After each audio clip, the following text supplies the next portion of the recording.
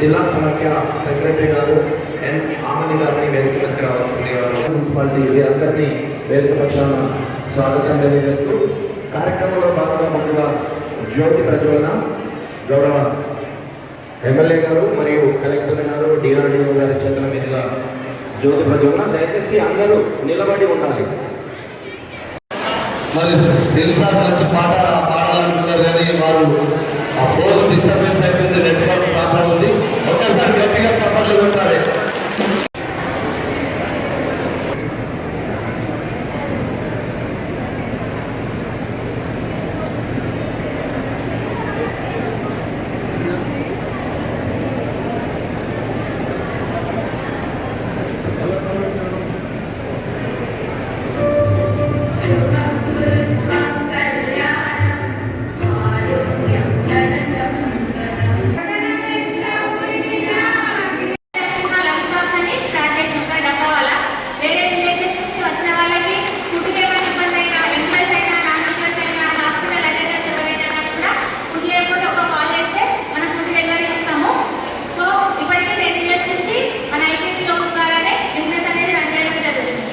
కోటి మంది మహిళలు కోటీశ్వరులు అవ్వాలి అని చెప్పి డిఫరెంట్ టైప్ ఆఫ్ ప్రాజెక్ట్స్ అనేది మనకి సీఎం గారు, డిప్యూటీ సీఎం గారు రూపకల్పన చేసి చేయడం జరిగింది. రీసెంట్లీ మనకు బస్సుల పరంగా కూడా ఫ్రీ బస్ సౌకర్యం అనేది మనకు కనిపిస్తుంది. సో గవర్నమెంట్ బస్సులు మహిళలు ఫ్రీ తిరిగే దీంట్లో స్టార్ట్ అయినప్పటి నుంచి కూడా దీని తర్వాత బస్సులు కూడా గవర్నమెంట్ ఎందుకు మహిళలే బస్సులు ఓన్ చేసుకోవచ్చు కదా అనే దాంట్లో ప్రాసెస్లో నెక్స్ట్ టైంకి వెళ్ళి బస్సులే మహిళా సంఘాల ద్వారా కొనిపించి వాళ్ళతోనే ఆర్టీసీ కట్టి పెట్టి ప్రతి నెల కూడా వాళ్ళకి వచ్చేటట్టుగా కూడా మనం ప్లాన్ చేసుకొని అలాగా వాళ్ళకి ఇన్కమ్ పెరిగేటట్టు కోటి మంది మహిళలు కోటీశ్వరులు అవ్వాలి అంటే ఇన్కమ్ అనేది జనరేట్ అవ్వాలి. ఇన్కమ్ జనరేట్ చేయగలిగే యాక్టివిటీస్ మనం ఎంకరేజ్ చేయాలి. దీని ద్వారా మనం చేసుకోగలిగినట్టుగా చేసుకోవడం. అలాగే ఇప్పుడు మనం ఒకటి కాటిపల్లిలో కూడా మనము సోలార్ పవర్ ప్లాంట్ అనేది మనకు ప్లాన్ చేయడం జరుగుతాము. సుమారుగా 3 కోట్లలో ఆల్మోస్ట్ 2.5 కోట్ల దాకా మనకి లోన్ కాంపొనెంట్ అది కూడా గవర్నమెంట్ గ్యారెంటీ ఇవ్వబోతా ఉన్నది. ఇందులో నుంచి కూడా మనకి ప్రతి నెల కూడా ఇన్కమ్ అనేది జనరేట్ అవుతుంది. ఎందుకంటే ఆ పవర్ అనేది మనం గవర్నమెంట్ తిరిగి రిటర్న్లో మనం పవర్ కొడతాం కాబట్టి దానికి కూడా ఎవ్రీ మంత్ ఏదైతే సంఘం చేస్తా ఉన్నారో వాళ్ళకి ఇన్కమ్ జనరేట్ చేయబోతా ఉన్నాం. అలాగా వేరియస్ సంఘాలకి వేరియస్ యాక్టివిటీస్లో మనం ఇన్వాల్వ్ చేసి వాళ్ళందరినీ కూడా మనము ఆర్థికంగా కూడా ఇంకా ఆర్థికంగా బలపరిచే అసెట్స్ క్రియేట్ చేయించి మనము ఇలా పంతాలో కొనసాగుతూ ఉన్నాం. దీని గురించి మనం ఇప్పటిదాకా చేసుకున్నది లాస్ట్ ఇయర్ మనము జగిత్యాల కాన్స్టిట్యున్సీకి సుమారుగా 165 కోట్ల రుణాలు ఇవ్వడం జరిగింది. దీనికి సంబంధించి 3.11 అంటే 3 కోట్ల 13 లక్షలు దీనికి వడ్డీ పడింది. దానికి గవర్నమెంట్ 3 కోట్ల 13 లక్షల వడ్డీ కూడా మాఫీ చేయడం జరిగింది. అంటే ఇప్పుడు వడ్డీ లేకుండా కూడా మన 3 కోట్ల కాకుండా 120 కోట్ల వడ్డీ లేదు. మనము చెప్పినట్టుగా ఆర్టీసీ బస్సులు కూడా డీర్పూర్, రాయకల్, సారంగపూర్ 3 మండల్స్లో కూడా 3 మహిళా సంఘాలకి 3 బస్సులు ఇవ్వడం జరిగింది. దీనికి కూడా నెలకి సుమారుగా 70,000 రెంట్ అనేది మన ఆర్టీసీ మహిళా సంఘాలు పే చేయబోతా ఉన్నారు. అలాగే ఇంకా మహిళా సంఘాలు ఇంకా యాక్టివ్గా ఉండి ఇంకా ముందుకు వస్తే మోర్ అండ్ మోర్ బస్సులు ఏమో ఒక రోజు సగానికన్నా ఎక్కువ బస్సులు మహిళా సంఘం ద్వారానే చేస్తామేమో. యాక్టివ్గా ఉండి దీంతో ఎక్కువ సంఘాల మెంబర్స్ చేర్చుకోవడం, గ్రూప్ యాక్టివ్గా చేసుకుంటే ఆంటర్ప్రినర్గా ఉంటే మేము కూడా ఇవన్నీ కూడా యాక్టివ్గా చేయగలుగుతాం. మనకి చెప్పిన ఈ సోలార్ పవర్ ప్రాజెక్ట్ కూడా సుమారుగా 3 కోట్ల ప్రాజెక్టులు తాటిపల్లిలో మనం ల్యాండ్ కూడా ఐడెంటిఫై చేసుకోవడం జరిగింది. దీనివల్ల కూడా మనకి నెలకి సుమారుగా ₹1,00,000 మహిళా సంఘం ఎవరైతే చేస్తూ ఉన్నారో ఆ పవర్ సేల్ చేయడం ద్వారా మనకి సంఘానికి రాబోతూ ఉంటుంది. ఎవ్రీ మంత్ వస్తుంది కాబట్టి ఇది రికరింగ్ అసెట్, దీని వాల్యుయేషన్ పెరుగుతూ ఉంటుంది కాబట్టి ఇది కూడా మనకి మంచి అసెట్ అవుతుంది. అండ్ మనకి ఈ సంఘాలు మీటింగ్లు పెట్టుకోవాలన్నా ట్రేడింగ్లు పెట్టుకోవాలన్నా కూడా ఇలాగ బయట ఎక్కడైనా మనం పెట్టుకొని అరేంజ్ చేసుకోవాల్సి వస్తుంది. దాంతో మనం ప్రతి జిల్లాకి కూడా ఒక మహిళా సంఘం బిల్డింగ్ అనేది మనం శాంక్షన్ చేసుకోవడం జరిగింది. ఆనరబుల్ సీఎం గారు, డిప్యూటీ సీఎం గారు. దానికి కూడా మేము అందరి ముందే ఫౌండేషన్స్ కూడా చేసుకున్నాం. అది కూడా వర్క్ పిల్లర్స్ వర్క్ నడుస్తూ ఉన్నది. ఈ మిడ్ నవంబర్ కల్లా కూడా అది క్లోజ్ చేసుకొని అది ఆ వర్క్ ఇనాగ్రేషన్ అనేది మన టార్గెట్గా వెళ్తా ఉన్నాం. ఇది కాకుండా స్కూల్ యూనిఫామ్స్ కూడా మనకి గవర్నమెంట్ వచ్చిన తర్వాత ఈ కాన్స్టిట్యున్సీలో సుమారుగా 10,592 యూనిఫామ్స్ మన మహిళా సంఘాల ద్వారా కుట్టించడం జరిగింది. సుమారుగా 8 లక్షల వాల్యుయేషన్ వరకు మనం బయటకి ఎవరికో ఏజెన్సీకో లేకపోతే బయట ఎవరో కంపెనీకి ఇవ్వకుండా మన మహిళా సంఘాల ద్వారానే వర్క్ చేయించి వాళ్ళకే మనం పేమెంట్ చేసుకోవడం జరిగింది. అండ్ మనకి గత 2 ఏళ్ళుగా కూడా మనకి ఏదైతే ప్యాడీ అనేది వడ్లు మనకి విపరీతంగా పండుతూ ఉంటాయి. దీనికి సంబంధించి కూడా మనకి సుమారుగా 40 సంఘాల ద్వారా 1.5 వాల్యుయేషన్ అనేది మనకి 5,41,000 క్వింటాలు మనం ప్రొక్యూర్ చేసుకోవడం జరిగింది. దానికి 1,73,00,000 సంబంధించి ఈ సొసైటీలో ఎవరికి వెళ్ళకుండా మహిళా సంఘాల ద్వారానే మనం చేకూర్చాం. ఇంకా యాక్టివ్గా ఉంటుంటే మనం ఇంకా కూడా ఎక్కువ మనకి సుమారుగా జిల్లాలో 425 సెంటర్లు ఉన్నాయి. అందులో 130 దాకే మన మహిళలకు ఇవ్వడం జరిగింది. ఇంకా మహిళలు వచ్చే రాబోయే సీజన్లో ఇంకా మనకి పండుతుంది కాబట్టి ఇంకా ఎక్కువ మహిళా సంఘాలందరూ కూడా యాక్టివ్గా ముందుకు వస్తే మోర్ అండ్ మోర్ సంఘాలన్నీ కూడా మేము ఇవ్వడానికి మేము రెడీగా ఉన్నాం.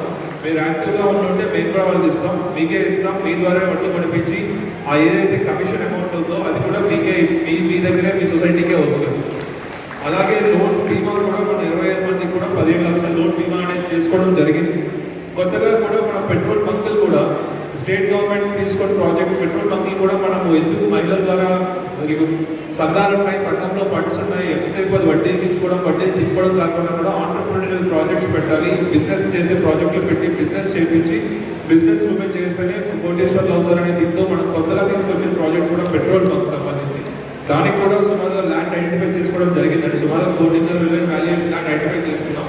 అది కూడా ప్రాసెస్లో ఉంది. అది కూడా మనం సంఘానికి అప్పచెప్తే ప్రాఫిట్ మాత్రమే సుమారుగా కూడా 4,500 లక్షల దాకా ప్రతి నెల వచ్చే అవకాశం ఉంది. ఇలాగే ఎక్కువ సంఘాలు కూడా ఇందులో కూడా వస్తే ఇప్పుడు మనం జిల్లాకి ఒక పెట్రోల్ బంక్గా తీసుకున్నాం. ఫ్యూచర్లో సంఘాలు మీరే యాక్టివ్గా ఉండి మీరే డిమాండ్ చేస్తే ల్యాండ్ గౌరవ ముఖ్యమంత్రి గారు రేవంత్ రెడ్డి గారు ముఖ్యమంత్రి అయిన తర్వాత నూతనంగా ఏర్పడ్డ కాంగ్రెస్ ప్రభుత్వం మరి ఆనాటి ఇందిరమ్మ కళలను సాకారం చేయాలి, కళలను సాకారం చేయాలనే ఆలోచనతోటి పేదవారు పేద బడుగు బలహీన వర్గాల వారు పైకి రావాలంటే మరి మహిళల ద్వారానే సాధ్యమని గుర్తించి ముఖ్యంగా మహిళల ద్వారా వివిధ రకాల వ్యాపారాలు కావచ్చు, వేరే మీరు వృద్ధి చెందే విధంగా పుట్టిన పరిశ్రమలు కావచ్చు, ఇవన్నీ చేసి మీరు డబ్బులు సంపాదించుకొని పోటీషన్లు కావాలనే ఆలోచన చెప్తారు. మరి ఇంతకుముందు చెప్పారు, అప్పుడు లక్షలలో లోన్లు తీసుకున్నాం, కొంతమందిని లక్షాధికారులు. మరి ఈనాడు ముఖ్యమంత్రి గారి ఆలోచన సాకారం కావాలంటే, ప్రభుత్వ ఆలోచన కార్యరూపంలో దాచాలంటే మన జగిత్యాల నియోజకవర్గంలోని సభ్యుల సంఖ్య 39,000 నుండి 1,00,000 మందికి రీచ్ కావాలని చెప్పి సందర్భంగా తెలుస్తున్నాం. మరి అప్పుడే మరి ప్రభుత్వ ఆలోచన. సో ఆ విధంగా మా అధికారులు సెల్ఫ్ హెల్ప్ గ్రూప్స్ లీడర్స్ అందరూ కూడా కృషి చేయాల్సిన అవసరం ఉన్నది. మరి ఇక్కడ చూస్తున్న మహిళల్లో కొందరు వివిధ వ్యాపారాలు ప్రారంభించినప్పుడు నన్ను ఆహ్వానించింది. జగిత్యాలలో ఇక్కడనే దగ్గరనే ఒక బ్యూటీ పార్లర్ ఓపెన్ చేసినప్పుడు కావచ్చు, ఎంబ్రాయిడరీ మిషన్ ఓపెన్ చేసినప్పుడు కావచ్చు, అదేవిధంగా స్టీల్ బ్యాంక్ మా మెట్మా ద్వారా ఓపెన్ చేసినప్పుడు తెలిసింది. స్టీల్ బ్యాంక్ అనగానే కొద్దిగా కన్ఫ్యూజ్ అయ్యారు. బ్యాంక్ అంటే మనం టెంట్ హౌస్ సామాన్లు ఎట్లా పెడతారో అన్ని స్టెయిన్లెస్ స్టీల్ గ్లాసులు ప్లేట్లు అవన్నీ పెట్టించింది. మరి ఈ రకంగా కొన్నిట్లో వచ్చిన సందర్భాల్లో ఒకవైపు వ్యాపారం కావచ్చు, రెండో వైపు ఈ స్టీల్ బ్యాంక్ అన్నప్పుడు నాకు అర్థమైంది, ఇది పర్యావరణాన్ని కూడా మనకు లాభం చేస్తుంది. గ్రామాన కూడా మనకు అవసరం ఉన్నది. లేకపోతే ఈ ప్లాస్టిక్ వాడి అవన్నీ పడేసి ఎక్కడ లేని కష్టాలు వస్తుంది. ప్లాస్టిక్ వాడు అందరం వాడతాం, కానీ ఆ ప్లాస్టిక్ ముక్కలు చేసే ఫ్యాక్టరీ పెడదామంటే ఊళ్ళలో అంతట్లో అదొక ఫ్యాక్టరీ వచ్చింది. మనకు పొరల కాడ పెడదామంటే ఇలా పొద్దుగానే పొరలకు పోతే అక్కడ పెద్ద మనుషులు చెప్తారు, సార్ ఇది మా దగ్గర ఇచ్చినట్టే ఇవ్వకుండా అంటున్నారు. వాడు మాత్రం అందరం వాడతాం. ఈ మహిళలైతే ప్లాస్టిక్ పుట్టకుండా ఉండే రోజు ఉండదు, మేము కూడా అంతే. కానీ అది ఎక్కడ వాడాలో అర్థం కాని పరిస్థితి. అది చెడు చేస్తే తెలుసు మనకు. మరి దాన్ని నివారించాలంటే ఈ స్టీల్ బ్యాగ్లు పెట్టుకుంటే తప్పకుండా మనకు కొంతవరకు లాభం. మరి ఈ రకంగా మా ఏమో మెప్ప జగిత్యాల అక్కడ పోయేసరికి స్టాక్ లేదు. మరి ఇవాళ మనం తినే ఈ ప్లేట్లలో మన పేపర్ ప్లేట్లు అనుకుంటాం. మీరు నిజంగా చూడకుండా నేను సన్న ఒక ప్లాస్టిక్ కవర్ మన దాంట్లో ఉడుకుడు కన్నా పోతారు ఉంటే ఆ ప్లాస్టిక్ రేణువులు మన గడపలో పోయి గొంతు క్యాన్సర్ ఏ క్యాన్సర్ వచ్చే అవకాశం ఉంటుంది. మరి ఇవన్నీ కూడా మనం ఆలోచించాలి. ఒకవైపు మన ఆదాయం గురించి ఆలోచించాలి, ఒకవైపు సమాజం గురించి ఆలోచించాలి. ఈ రెండింటికి సరిపోయే వాటిని ముందుగా మనం ముందుకు తీసుకెళ్ళాలి. ఇంతకుముందు గౌరవ కలెక్టర్ గారు కావచ్చు చాలా డీటెయిల్డ్గా మీ అందరూ కూడా స్క్రీన్ మీద చూపెడుతూ డిఆర్డీఓ పీడీ గారు మనం ఏమేమి చేసుకోవచ్చు ఏంటి అనే విషయాలలో చాలా విషయాలు చెప్పడం జరిగింది. ముందరు మా మహిళా సోదరిమణులు వారు ఏ రకంగా విజయాలు సాధించిందని చెప్తూ మా వాణి గారు అయితే చేసిన పనులను ఇక్కడ ప్రింట్ చేసిన పత్రికలు కావచ్చు, పుట్టిన బ్యాగులు కావచ్చు, అవన్నీ కూడా మీ అందరూ కూడా చూపెట్టారు. ఇదొక స్ఫూర్తిగా విఫలమైనా కానీ చిన్నప్పుడు మనం వేసి నడిచేటప్పుడు నడకలు కూడా ఒకరు చూసి మన పిల్లవాడు నేర్చుకుంటారు. మాట్లాడే పద్ధతి పెద్దవాళ్ళని చూసి నేర్చుకుంటాం. అనుకరించడంలో తప్పు లేదు. ఒక డాక్టర్ అయినా మేము కూడా మాకంటే బాగా చదివిన వాళ్ళ డాక్టర్లు నేర్చుకుంటాం. కొందరు చాలా గొప్ప తెలివిగల వాళ్ళు ఉంటారు, వాళ్ళే స్వయాన సైంటిస్టుల లెక్క శాస్త్రవేత్తలకి కొత్త తరాలు అవుతారు. సో అనుకరించిన సభ్యమైన మార్గం నుండి లాభదాయకంగా ఉంటే ఆ వ్యాపారాలు మనం అనుకరించాలి. లేదా కొత్తదనంగా పోయేటప్పుడు ఉంటే మన అధికారులు అడిషనల్ పీడీ గారు మహిళా అధికారిని పీడీ గారు ఉన్నారు, మీ ఏపీలు ఉంటారు, వివిధ హోదాల్లో మీకు సహాయం చేసేవారు ఉంటారు. వాళ్ళు సహాయం తీసుకోవాలి. అది ఎక్కడే నిలబడి కూర్చుంటాం, పైసలు లెక్క చూసుకుంటాం, అక్కడక్కడే వడ్డీకి తీసుకున్నామంటే చాలా మంది నష్టపోయారు. నేను రాజకీయాలకు వచ్చి 11-12 ఏళ్ళలోనే పొరల సొసైటీ చూసినాం, అంతర్గత సొసైటీ చూసినాం, కోలాపూర్ చూసినాం, ఇటుకేల వాళ్ళని బ్యాంకు వాళ్ళని మోసం చేయడం చూసినాం. మరి ఇవన్నీ పోవాలంటే మరి ఒకటి చదువు రావాలి, రెండవది ఒక్క మితికి దింపుడమే కాకుండా మీరు స్వయం సహాయక బృందాలు, ఈ మహిళా శక్తి వల్ల స్త్రీ శక్తి అంటారు, మీరు స్వయాన వ్యాపారం చేసుకునే స్థాయికి ఎదగాలని చెప్పి కూడా ప్రతి చోట కూడా మా మహిళా సంఘ భవనాలు కావాలంటారు సార్. కొన్ని చోట్ల కట్టించాం, లేని చోట కూడా కొంత ఎస్ఆర్ఎస్ ప్లాంట్స్ కానీ పరమ భూముల కాడ మన నిధులు కూడా సంఘాలలో నిధులు ఉంటాయి కాబట్టి భవనాలు ఏర్పాటు చేస్తున్నారు చూడండి. అదేవిధంగా మా సోదరు ఎదురుగా కనబడుతుంది. నిన్ననే గాంధీనగర్ పోతే మాకు ఆ ప్రాంతంలో భవనం లేదన్నారు. మరి అక్కడ 8 గుంటల స్థలం ఉన్నది, అక్కడే కావచ్చు. లేదా వివిధ ప్రాంతాలలో ఎక్కడ అవకాశం ఉంది అక్కడ పట్టణాల్లో కూడా కొంత ఐడెంటిఫై చేసి చిన్నదైనా కానీ మన సెల్ఫ్ గ్రూప్స్ కూర్చునే విధంగా చేయాలి. మరి మెట్మా ఆఫీస్ అలాంటివి ఉన్నా కానీ చేయాల్సిందిగా మిమ్మల్ని కోరుతూ, మరి ఈనాడు ఈ బిల్డింగ్ ప్రభుత్వం జగిత్యాల మున్సిపాలిటీకి ఎప్పుడో 30 ఏళ్ళ కింద కట్టించింది. మూలలు పడి ఉండే అట్లాంటిది మీరు నాకు అవకాశం ఇచ్చారు, గెలిపించారు. ఇవాళ దీన్ని మనం ఉపయోగానికి తీసుకొచ్చారు. ఈ రకంగా ఎక్కడెక్కడైతే స్థలాలు మనకు నిరుపయోగం ఉంటాయో అలాంటి చోట తప్పకుండా గౌరవ కలెక్టర్ గారిని పీడీటీఆర్డీఓ గారిని కోరుతూ ఉన్నా చిన్న స్థాయిలోనైనా మనము చేసి ఒక అవసరం ఉన్నప్పుడు గోదావరిలో కావచ్చు, అవసరం లేనప్పుడు వాటిలో కావచ్చు, తక్కువ మెట్రిక్ టన్నులకైనా ప్రపోజ్ చేసి ఆ విధంగా కూడా కొంత అభివృద్ధి చేసి మనసు కానీ ఏ రకంగా మొత్తానికి ప్రజలకు ఉపయోగపడాలి. మనము ఏదైతే ప్రభుత్వ నిబంధనలు ఉన్నాయో వాటిని డివియేట్ కాకుండా మన మహిళా సంఘాలకు ఉపయోగపడే విధంగా భవనాలు నిర్మించే పద్ధతిలో నూతనంగా ఆలోచించాల్సిందిగా నేను వేదికపై ఉన్న అధికారులను కోరుతూ మంచి కార్యక్రమం ఏర్పాటు చేశారు. ఇంతకుముందు సోదరులు చెప్పినట్టు నా బస్టాండ్లో మన మహిళా కార్యక్రమం ఉండేది. 200 కోట్ల టికెట్లు కొన్నాడు. 200 కోట్ల టికెట్లు అంటే మీరు అన్ని సార్లు ప్రయాణం చేశారు. అలా